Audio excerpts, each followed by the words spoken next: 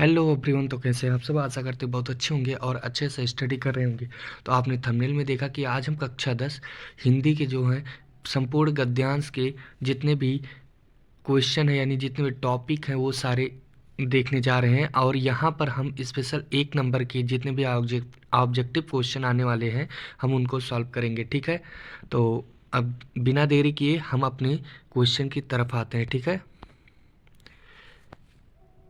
तो आज का हमारा जो पहला क्वेश्चन है, पंडित प्रताप नारायण मिश्र लेखक हैं। पंडित प्रताप नारायण मिश्र लेखक है किस युग के? द्विवेदी युग के, भारतेंद्र युग के, शुक्ल युग के या शुक्लियोत्तर युग के? अगर आपको आंसर आता है तो आप कमेंट कर सकते हैं। ठीक है,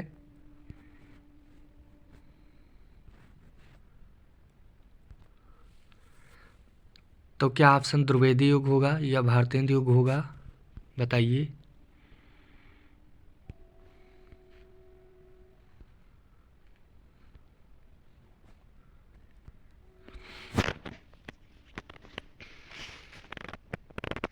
तो इसका जो सही आंसर होगा ये द्विवेदी युग नहीं होगा।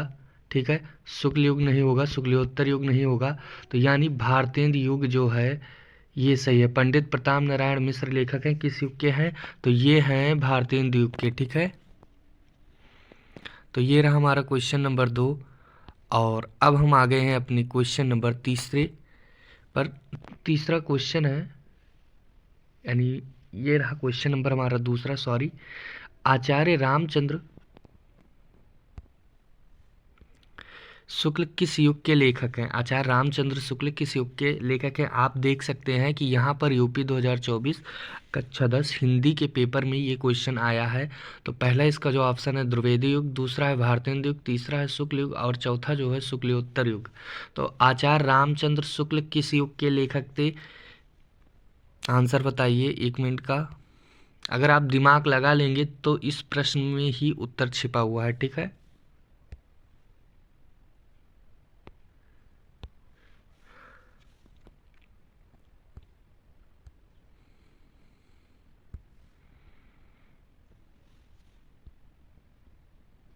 अब हम बताएं। इसका जो सही आंसर होगा ये द्विवेदी युग नहीं होगा। ठीक है,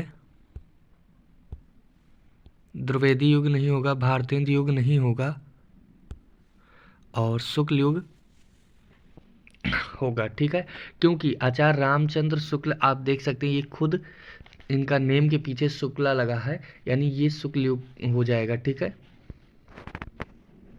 समझने के लिए वैसे ट्रिक कहीं काम आने वाली नहीं है, बस आपको समझना कि आचार्य रामचंद्र शुक्ल किस युग के लेखक थे। तो शुक्ल पीछे लगा है निकनेम यानी ये शुक्ल युग के लेखक थे। ठीक है,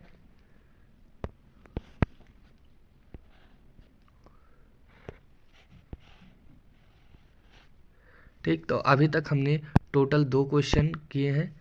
क्वेश्चन नंबर जो 3 है, गोदान किस युग,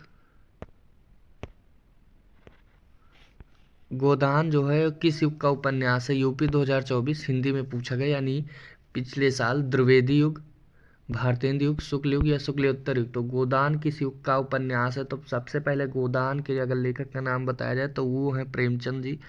ठीक है, तो यहाँ पर भी वही आंसर होगा। अब बताइए हमने पिछले में क्या बताया था, कौन सा आंसर?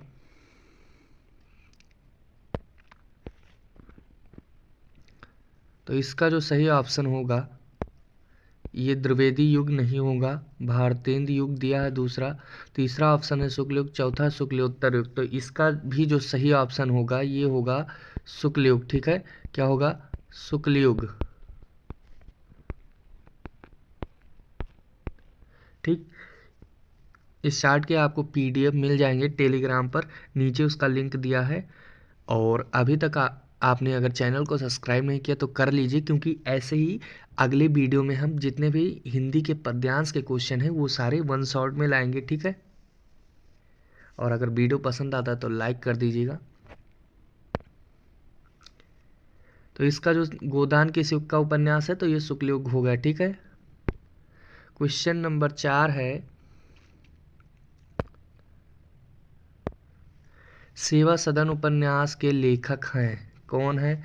जैनेन्द्र, यशपाल, प्रेमचंद्र या जयशंकर प्रसाद? 4 ऑप्शन दिए हैं, सेवा सदन उपन्यास के लेखक, और ये 2022 में क्वेश्चन आया था, ठीक है, बोर्ड एग्जाम में।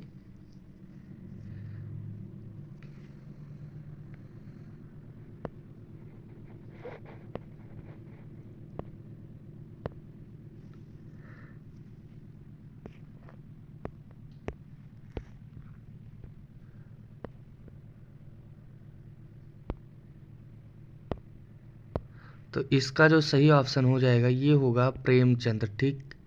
क्या होगा? प्रेमचंद्र।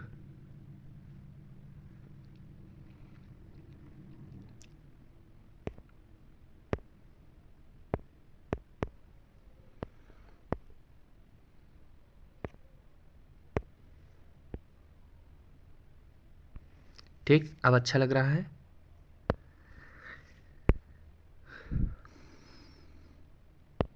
क्वेश्चन नंबर 5 है, पंच परमेश्वर, लॉक नहीं होता, पंच परमेश्वर कहानी के लेखक हैं।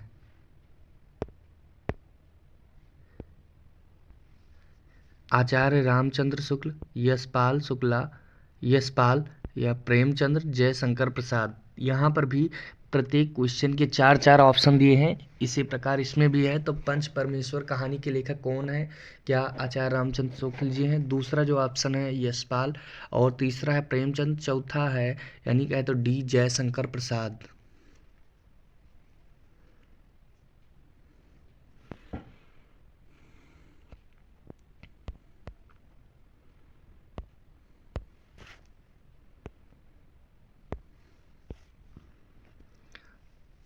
तो इसका जो सही आंसर होगा पंच परमेश्वर कहानी के लेखक वो हैं प्रेमचंद्र, ठीक है।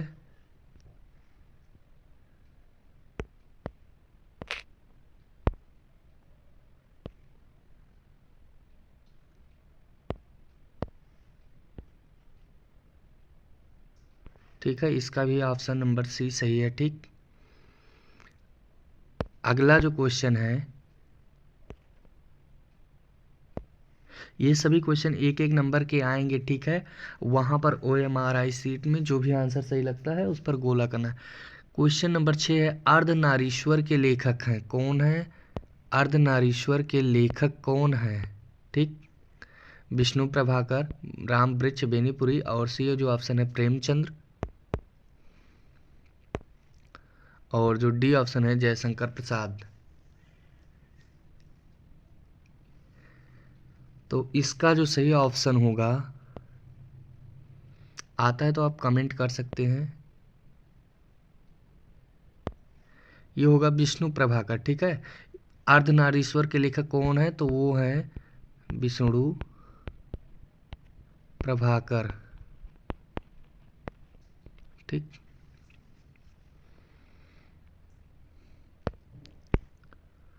क्वेश्चन नंबर 7 है हमारा,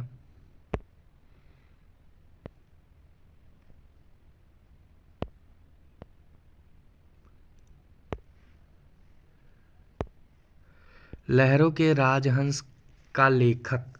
ये 2 साल आ चुका है, यानी 2 बार आया है, एक बार यूपी 2023 और 24 में आया है। और ये सारे जितने भी क्वेश्चन हैं प्रीवियस ईयर के हैं, इसलिए हम पिछले कब कब आया है ये यहाँ पर सामने लिखा है। पहला जो ऑप्शन है मोहन राकेश, दूसरा है प्रेम धन, तीसरा है जो इसका गुलाब राय, और चौथा है रामधारी सिंह दिनकर। जो ऑप्शन आपको सही लगता है आप सीधे ही कमेंट कर सकते हैं बिना रुके।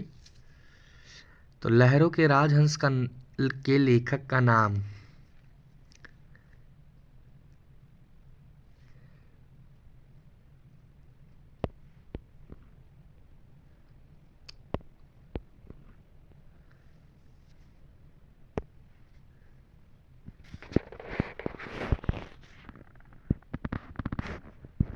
तो हो गया, आप लोग नहीं बता पाए, ठीक है। तो इसका जो सही ऑप्शन होगा ये होगा मोहन राकेश। क्या होगा? मोहन राकेश, ठीक।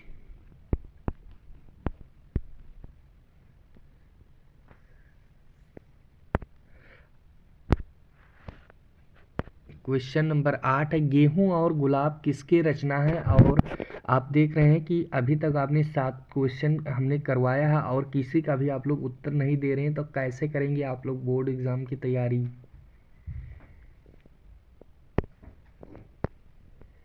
यार कमेंट करते रहिए, ठीक। गेहूं और गुलाब किसकी रचना है? रामविलास शर्मा, रामवृक्ष बेनीपुर, प्रेमचंद, महादेवी वर्मा। हल्के में एक भी प्रश्न मत लेना, ये देख सकते हैं अभी हाल ही में 23 और 24 में पूछा गया प्रश्न है। तो गेहूं और गुलाब किसकी रचना है?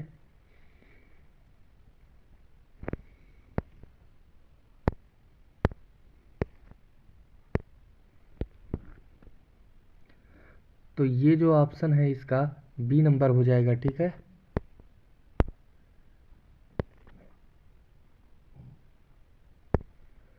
यानी रामवृक्ष बेनीपुरी, ठीक।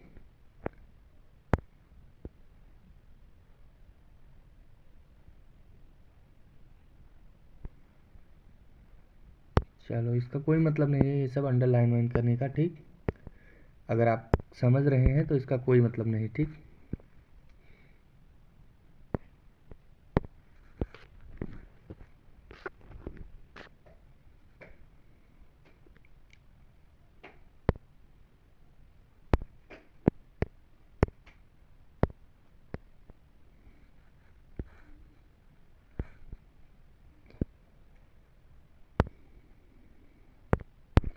अगला जो क्वेश्चन है ये है अनंत आकाश के रचनाकार हैं। अनंत आकाश के रचनाकार यूपी 2023 में पूछा गया है, यानी हिंदी के सब्जेक्ट में ये 2023 में ये प्रश्न आया था। डॉक्टर धर्मवीर भारती, जयप्रकाश भारती, जयशंकर प्रसाद, यशपाल।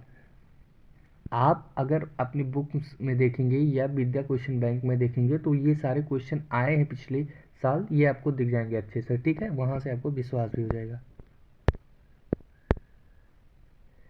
तो अनंत आकाश के रचनाकार कौन है? धर्मवीर भारती, जयप्रकाश भारती, यशपाल या जयशंकर प्रसाद। तो क्वेश्चन नंबर 9 का जो सही आंसर हो जाएगा ये होगा जयप्रकाश भारती। क्या? जयप्रकाश भारती जी सही है, ठीक। अनंत आकाश के रचनाकार जयप्रकाश भारती। क्वेश्चन नंबर 10 है गबन की विधा है। गबन की विधा यूपी 2023 में पूछा गया है और ये प्रेमचंद जी के है, ठीक है। तो ये प्रेमचंद जी की क्या है? उपन्यास है।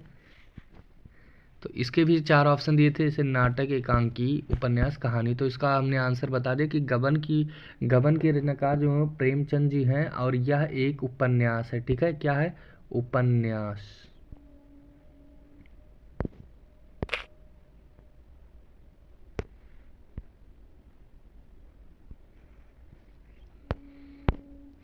क्वेश्चन नंबर हमारा 11 है। आंसर आए तो आप पहले क्वेश्चन हमारे बोलने से पहले आप कमेंट कर दीजिए, ठीक। गुनाहों का देवता रचना की विधा है।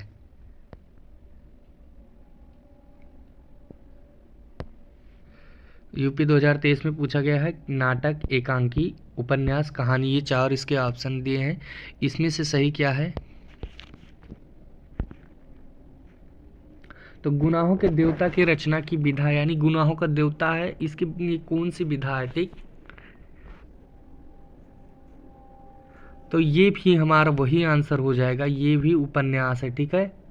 गुनाहों का देवता भी उपन्यास है। ज़्यादातर विधाओं में उपन्यास वाले ही क्वेश्चन आएंगे, ठीक है। अगर तुक्का लगाना है तो उपन्यास पर ही लगाइएगा।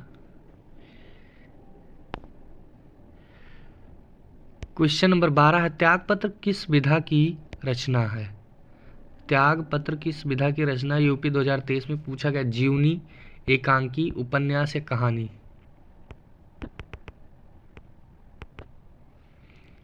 जीवनी, एकांकी, उपन्यास या कहानी।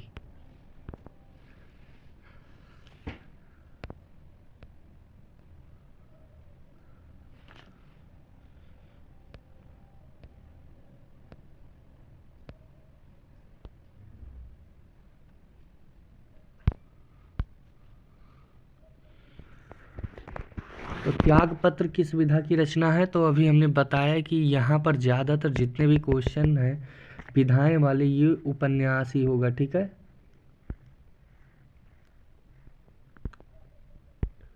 उपन्यास। क्वेश्चन नंबर 13 नंबर है, झूठा सच किस विधा की रचना है? झूठा सच किस विधा की रचना है? जीवनी, नाटक, उपन्यास या कहानी? जीवनी, नाटक, उपन्यास, कहानी। तो झूठा सच किस विधा की रचना है? Question number 13। तो इसका भी जो सही आंसर हो जाएगा क्या होगा?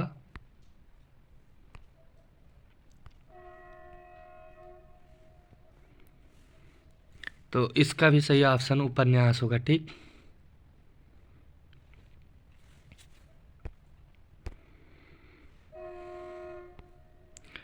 क्वेश्चन नंबर 14, नीड का निर्माण फिर किस विधा की रचना है?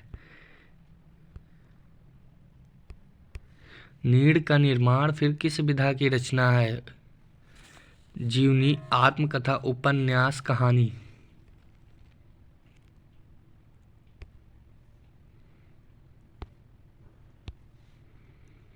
क्या होगा सही आंसर बताइएगा।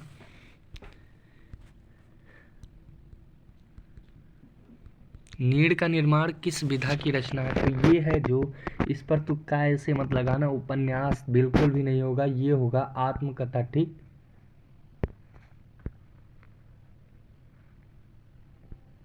नीड का निर्माण फिर किस विधा की रचना है? तो आत्मकथा, ठीक है। क्वेश्चन नंबर 15 है, तितली कीर्त की विधा है? तो कहानी, जीवनी, उपन्यास, निबंध? तितली कीर्त की विधा है, तो इसका भी जो सही ऑप्शन होगा, कहानी नहीं होगा, जीवनी नहीं होगा, निबंध नहीं होगा, तो सही ऑप्शन बचा ही क्या? उपन्यास।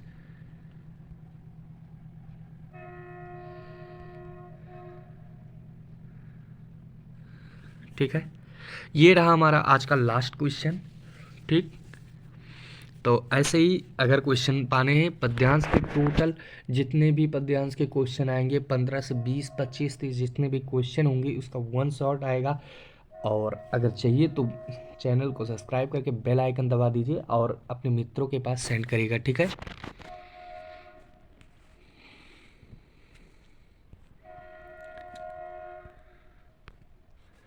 हाँ, तो जो यहाँ तक वीडियो के अंत तक जो बने रहे उनको दिल से धन्यवाद, ठीक है।